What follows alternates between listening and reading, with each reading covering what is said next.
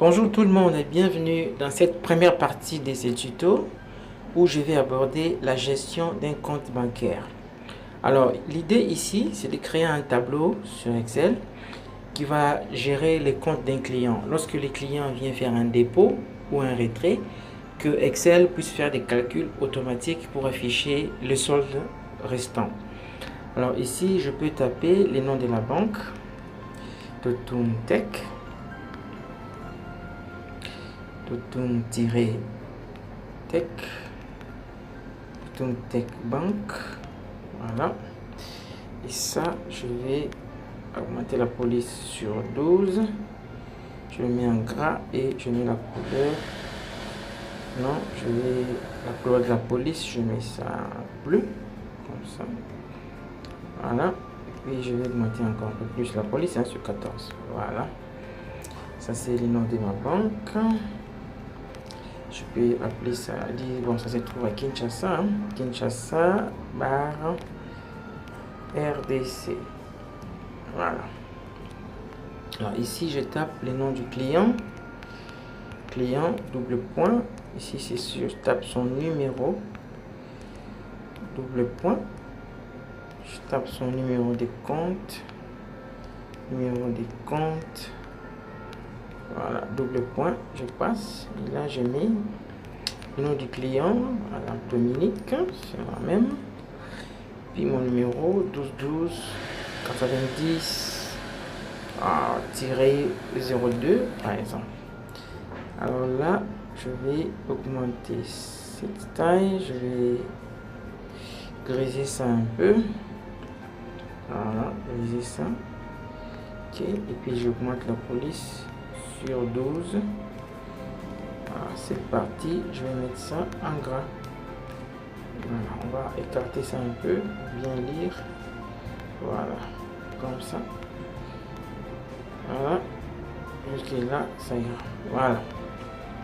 Alors, ici, je vais taper la date.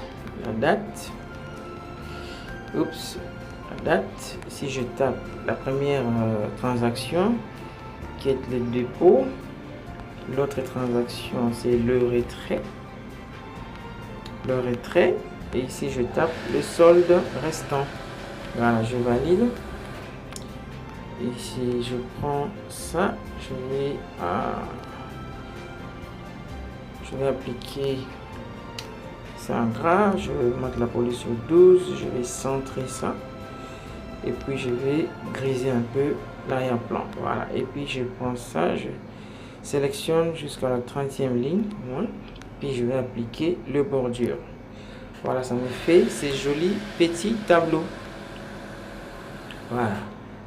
Alors ici, les valeurs que je vais taper dans ces trois colonnes ici devront être en format monétaire. Je vais appliquer le format monétaire 46. Voilà. Alors ça veut dire si à une date, admettons le 1er janvier, le 1er janvier 2019, les clients viennent déposer, je fais un dépôt, une somme de 10 000 $. Voilà. Alors, à cette date, lorsque le client dépose son argent, son solde est égal au montant déposé. Voilà. Comme ça, et ça, je vais afficher en gras. On va mettre ça en gras. Voilà. Ok, je vais centrer aussi les informations concernant les dates. Ça sera joli. Voilà, bien propre. Ok. Alors ici, si à une autre date, admettons toujours au mois de janvier, le 5 2019, le client vient faire un retrait. Ici, il va retirer, admettons, 500 $. Il faudra que dans cette cellule, je puisse avoir le nouveau solde.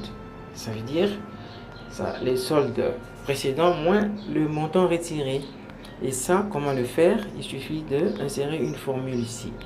Je tape égal quoi? Le solde précédent plus les dépôts moins le retrait. Et je valide. Voilà, j'ai les résultats. Alors, il faudra que cette formule soit appliquée dans toutes les restes des cellules jusqu'à la fin du tableau, pour que à chaque fois que je vais insérer des valeurs ici, que je puisse avoir les résultats automatiquement. Alors, on prend une autre date. Mais avant d'y aller, je vais d'abord recopier la formule. C'est-à-dire, je prends cette formule, je la copie, je vais aller coller ça dans le reste du tableau. Voilà, je fais coller, paste.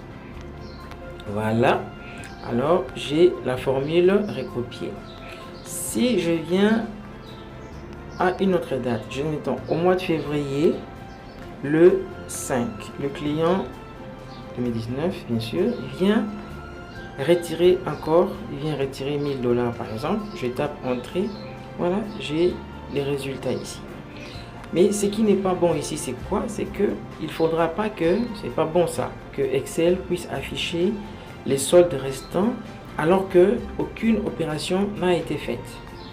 Là, aucune opération n'a été faite, mais Excel affiche déjà les soldes restants. Et ça, on va corriger ça dans le tutoriel numéro 2. Donc, n'oubliez pas d'aller vous abonner sur ma chaîne que vous voyez s'afficher ici en bas de l'écran, Doctum Tech. Allez vous abonner sur ma chaîne YouTube pour recevoir des vidéos et apprendre davantage sur Microsoft Excel. Au revoir et à la prochaine pour la deuxième partie. Bye.